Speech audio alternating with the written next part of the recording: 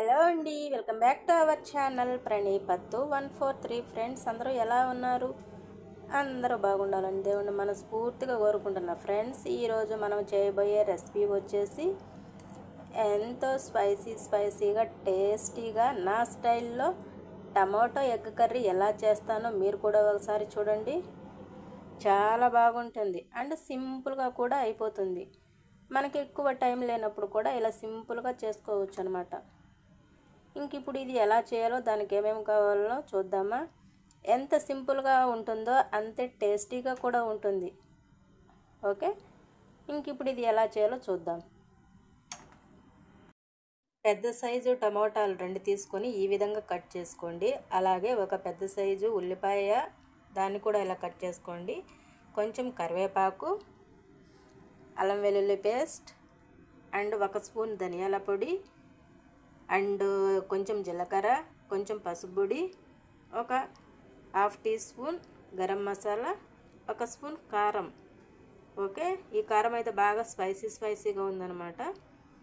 ఇంకా ఎగ్స్ కూడా ఇలా బాయిల్ చేసుకొని ఘాట్లు పెట్టుకుని ఇప్పుడు వీటిని డీప్ ఫ్రై చేసుకుందాం ఎగ్స్ని. ఓకే, ఈ విధంగా ఆయిల్ పెట్టేసుకొని ఆయిల్ వేడైన తర్వాత మనం ఎగ్స్ అనేటివి వేసుకున్నాం. అలాగే ఇందులో కొంచెం సాల్ట్ కూడా వేసుకోండి. అలాగే లైట్గా పసుపు పొడి. ఇప్పుడు దీన్నంతా బాగా బ్రౌన్ కలర్ వచ్చేంత వరకు ఫ్రై చేయండి మూత పెట్టేసుకొని. ఇలా ఫ్రై అయినాయి కదా, ఇప్పుడు వీటిని తీసి ప్లేట్లో పెట్టేసుకుందాం.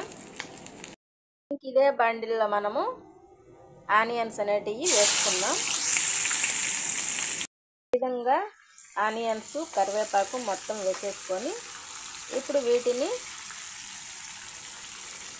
ఒక 5 నిమిషాలు అలా ఫ్రై చేసుకుందాం.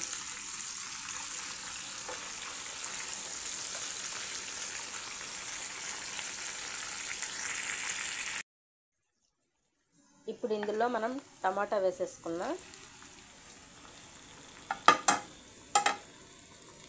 అలాగే రుచికి సరిపడా సాల్ట్ చూసి వేసుకోండి. మనం ఎగ్స్లో కూడా కొంచెం వేస్తున్నాం కదా, కాబట్టి చూసి వేసుకోండి.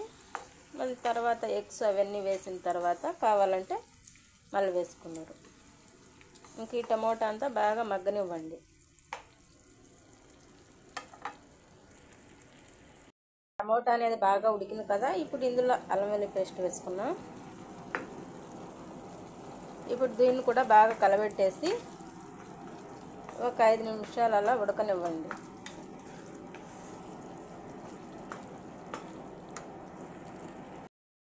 ఇప్పుడు ఇందులోనే మసాలా పళ్ళు వేసుకున్నాం. దీన్ని కూడా కలబెట్టేసుకొని మసాలా అంతా ఉడికి ఆయిల్ అనేది పైకి వస్తుంది మనకు, అంతవరకు మసాలా బాగా ఉడకనివ్వండి.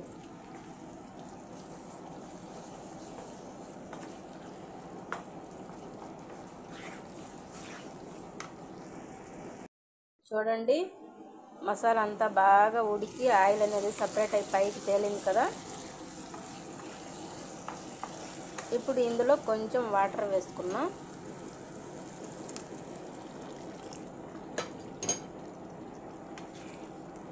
ఇంకా దీన్నంతా మొత్తం ఒకసారి బాగా కలబెట్టేసి ఇప్పుడు ఇందులో మనం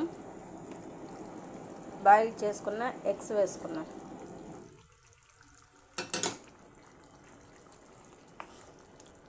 దీన్నంతా బాగా కలబెట్టుకొని ఒక 5 నిమిషాలలో ఉడకనివ్వండి.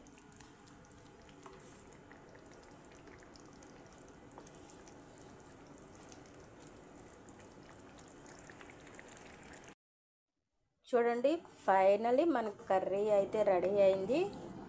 ఇందులో కొత్తిమీర అనేది యాడ్ చేసుకోండి. ప్రజెంట్ అయితే నా దగ్గర కొత్తిమీర అనేది లేదు కాబట్టి నేను కొత్తిమీర యాడ్ చేయలేదు. ఇంకా మనం దీన్ని సర్వ్ చేసుకుందాం.